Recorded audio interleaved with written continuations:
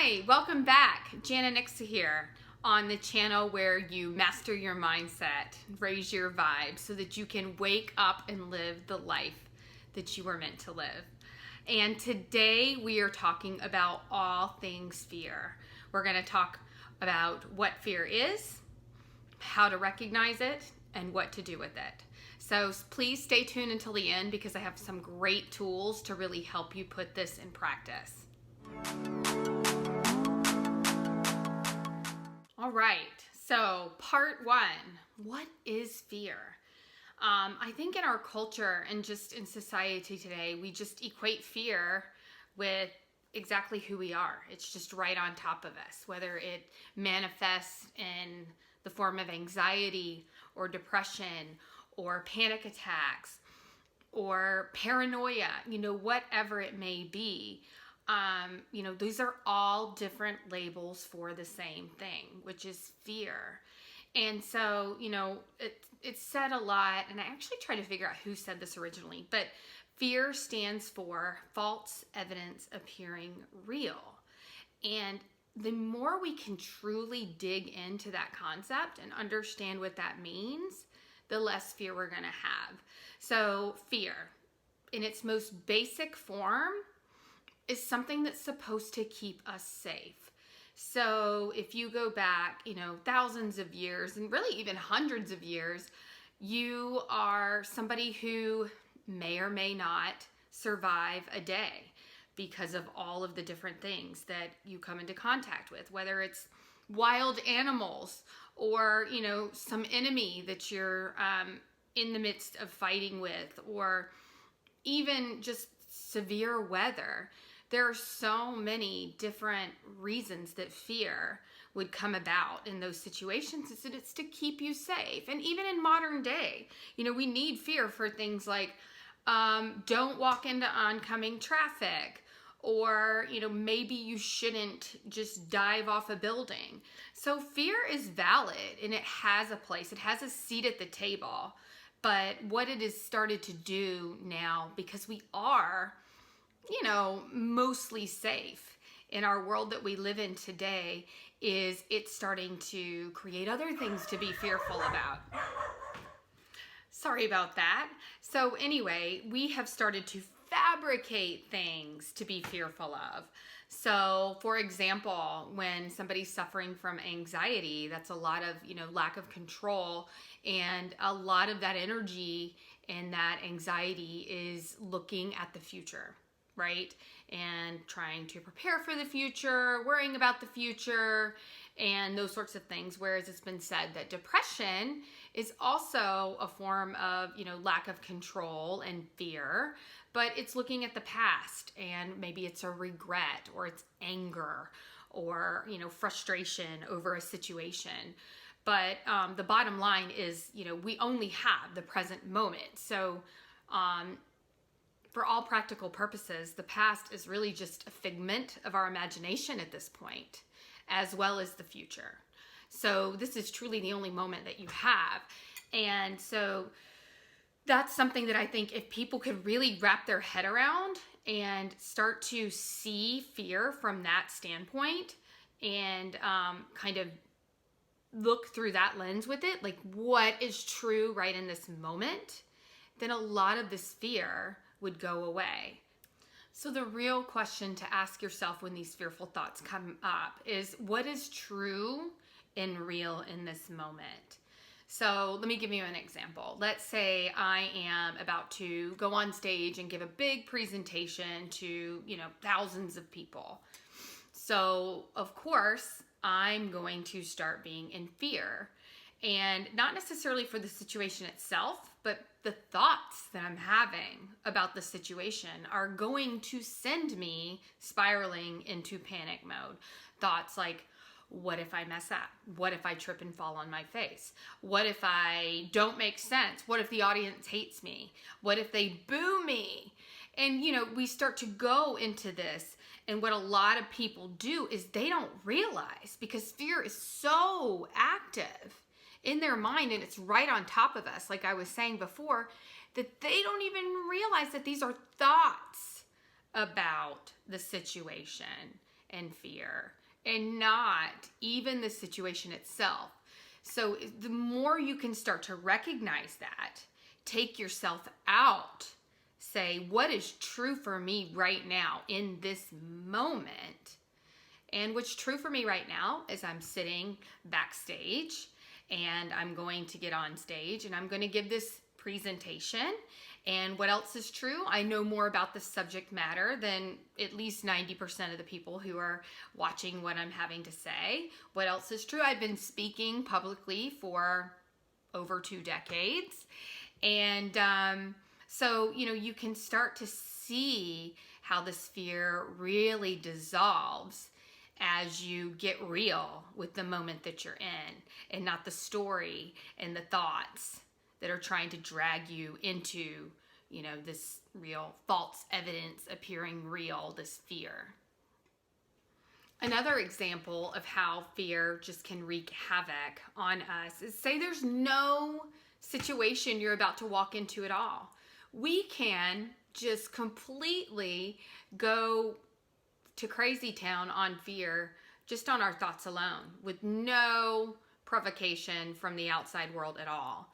And so there was a book, it's called You Are a Badass, and it's by Jen Sincero.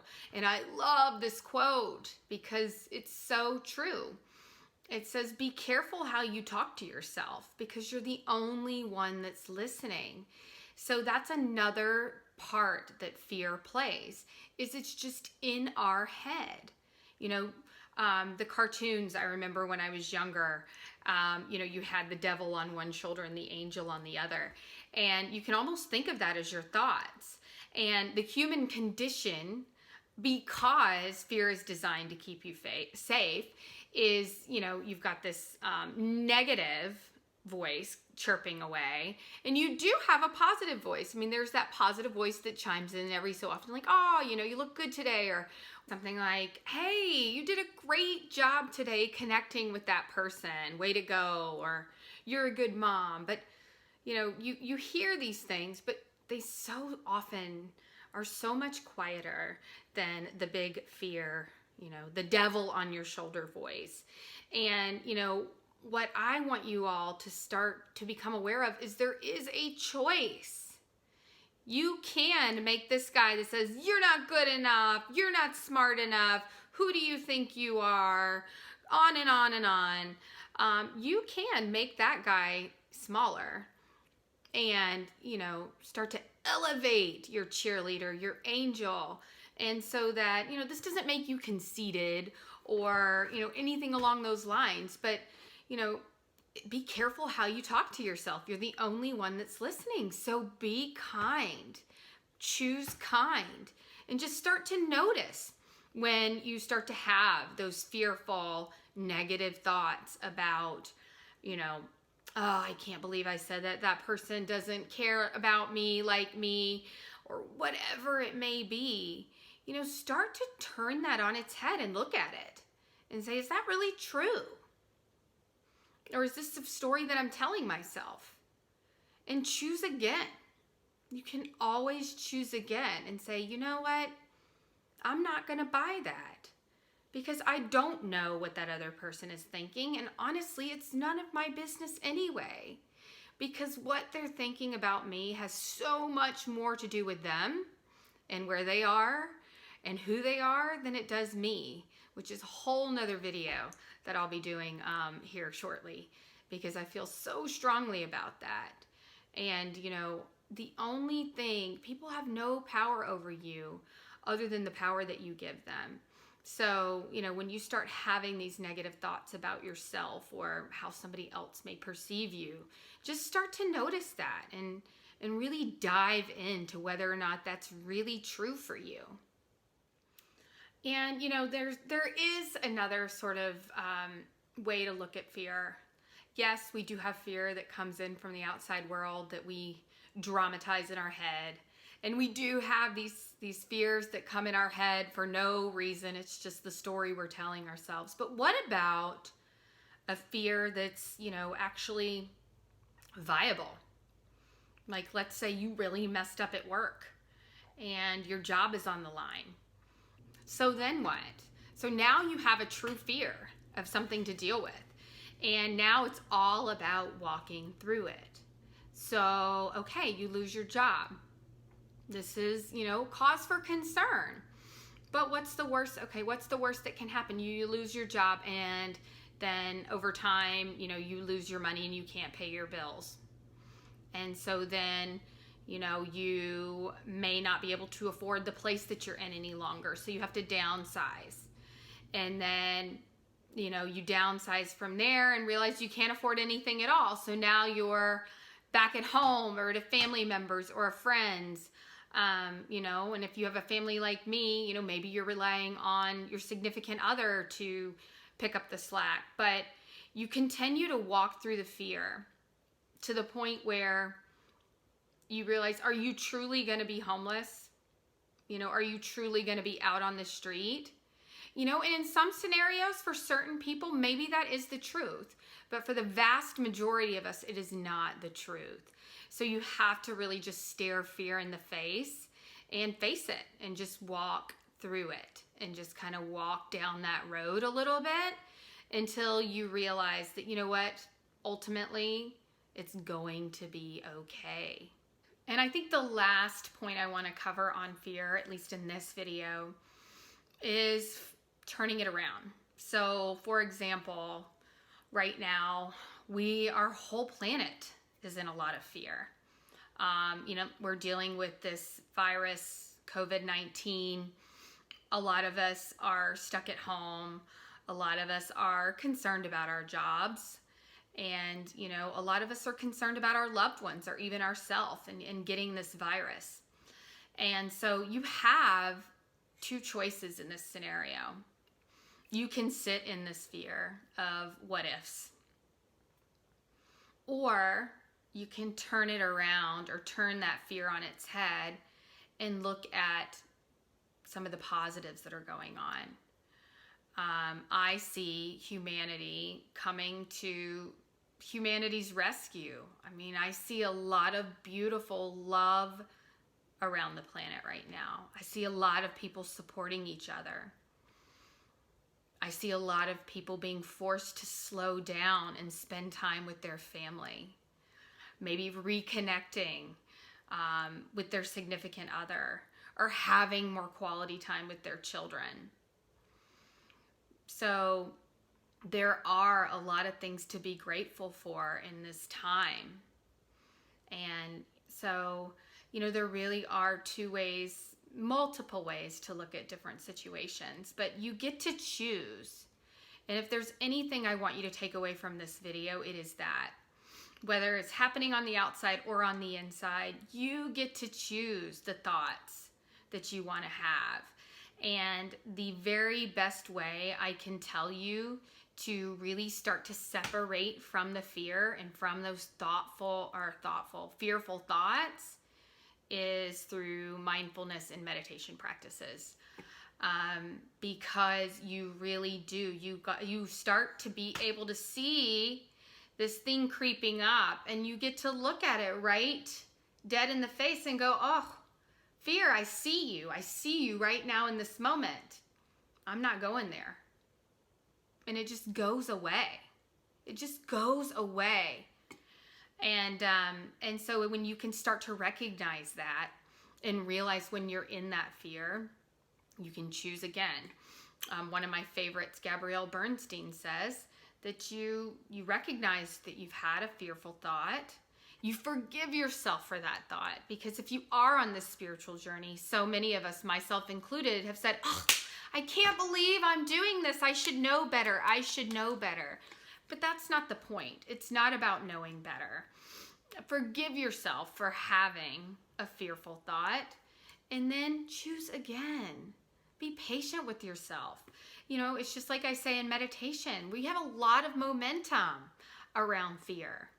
We're driven. Some people's whole dramatic life is driven by fear. So, this becomes a practice. And you have to practice it every day. So, be patient with yourself. So let's go through a practice that I use on a daily basis to really start to be able to separate yourself from that fear.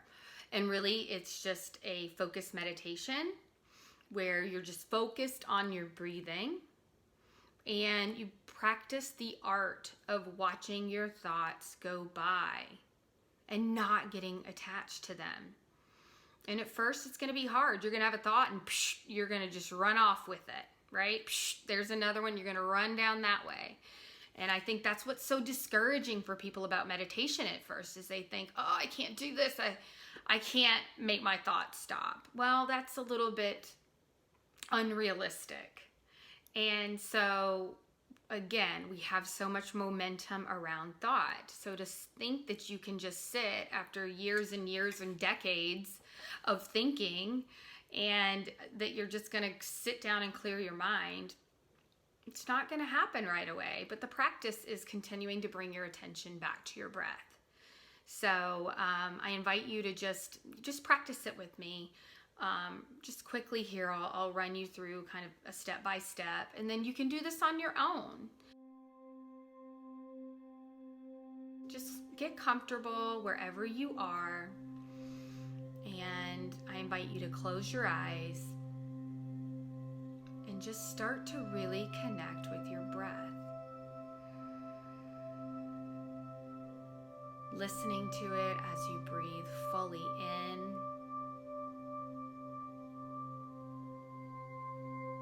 and exhaling.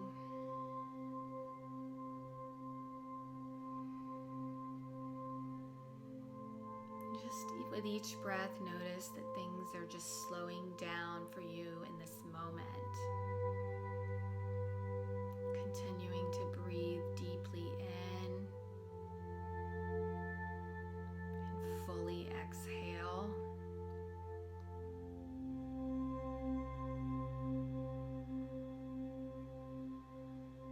Just starting to connect with that inner stillness.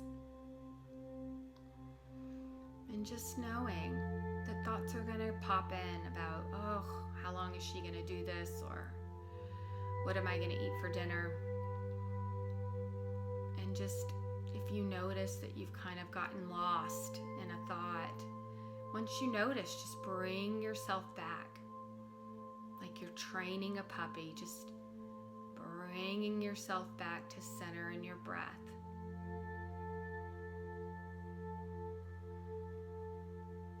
Continuing to breathe in and out, just slowly, rhythmically.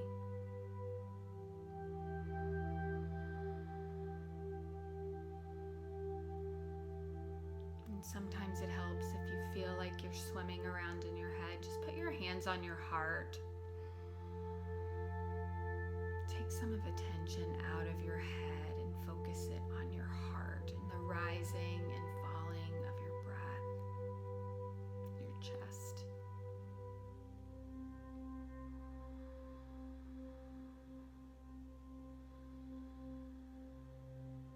Just continuing to just bring your attention back here as many times as it takes.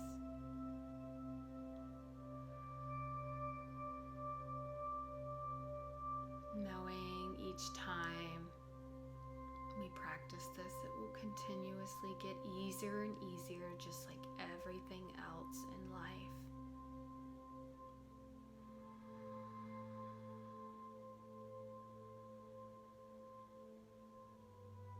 Breathing in, breathing out, focusing on the breath.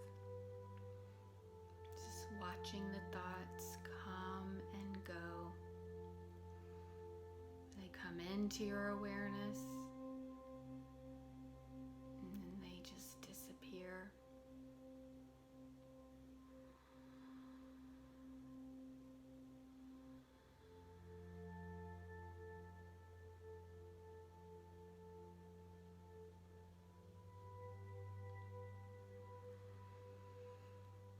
And we can bring this short meditation to a close. Just coming back into your body, back into the room, back into this place and time, wiggling your fingers and toes, and opening your eyes. And so that's just a very quick practice of meditation that will truly help you start to disidentify with thought. And I know it seems simple. And it is actually simple, but it's not easy. It takes dedication and discipline. But what you'll see over time is if you'll just sit like that and continuously bring yourself back from whatever distraction and just back to your center and to your breath, you'll see over time that when you get out in the real world, you not only watch your thoughts in meditation, you start to see, oh, I'm starting to think about that. That's just not something and you just kind of force it away, or just not even, it's just gently wish it away and well. And you'll just see that you start to make that little devil that much smaller and smaller. And, your cheerleader just gets bigger and bigger because you start to have a little bit more control over your thoughts. And what does that do? That influences your emotions. And your emotions influence your actions. So it's this snowball effect, so that you can walk into situations that used to bother you you just think, that's funny, but it just doesn't affect you anymore. So I hope this helped. If you like what you're hearing, please hit the subscribe button below and the notification bell so that anytime a new video comes up, you'll get notified and you can come in and watch it and hopefully learn just a little bit more about this process. So I'm Jana Nixa. Thank you again so much for joining me, and I will see you next time. Take care and God bless. Keep shining your light.